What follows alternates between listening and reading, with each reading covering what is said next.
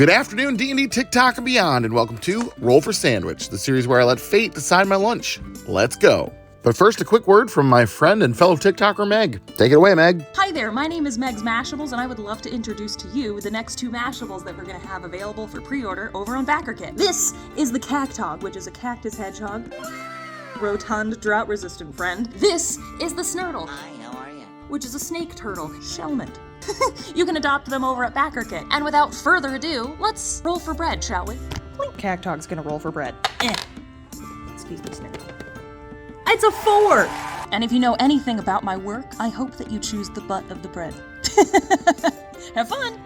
Well, Meg, a 4 is Italian bread. I don't know if you've seen the Italian bread on my show recently, but butts are definitely on theme. We're gonna go ahead and toast up these butts using our toast bread cantrip. Having these toasted will give us a little bit more stability and hopefully set us up for a good sandwich. Next up, let's roll for Maine. 8, mortadella. Mortadella is like the grown-up version of bologna. It's a sausage made of finely ground cured pork, usually incorporating cubes of pork fat, which is the white that you see. Not a bad start today. Next up, let's roll for cheese. 3, Parm crisps.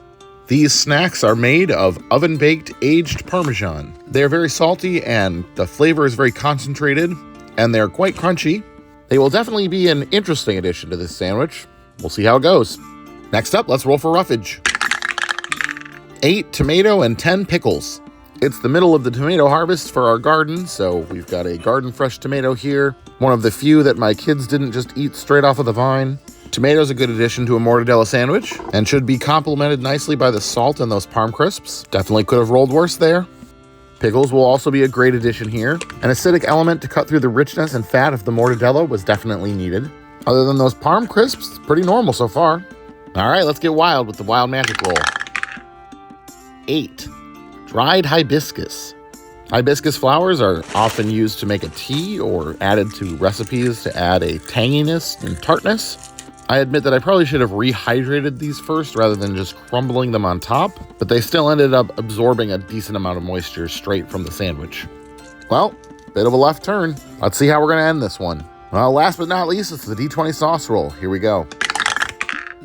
19, superpower sauce. Superpower sauce is one of the hot sauces created by the third wave ska band 5 Iron Frenzy. I've had their milder sauce on the show before, but this is the first time I'm opening this one. This one is habanero and chipotle, so a little spicier, a little smokier, but honestly, we could have done a lot worse. Let's go ahead and get our sandwich closed up here.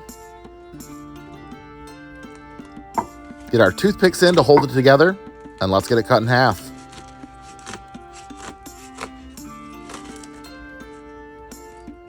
And let's take a look at that cross-section. That doesn't look too bad. Well, definitely a bit of chaos today, but considering how things have been going lately, not that bad. Let's give it a taste. This one's interesting. There are some conflicting flavors and textures. Interestingly enough, the hibiscus kind of goes well with the pickles. Also doesn't pair too badly with the hot sauce or the sharp bite from the Parmesan. I think I would have preferred a normal cheese, but the crunch is kind of nice. Unfortunately, we're just a few steps away from something really great. Still, I've had some real stinkers lately, so I will count this as a win. Sometimes just okay is all you can hope for. I'm going to go ahead and give this one a 6.9 today, and I'm going to call it the Flower Power. Thanks so much for stopping by and hanging out with me today. I hope you have a great day, and I will see you again on Friday.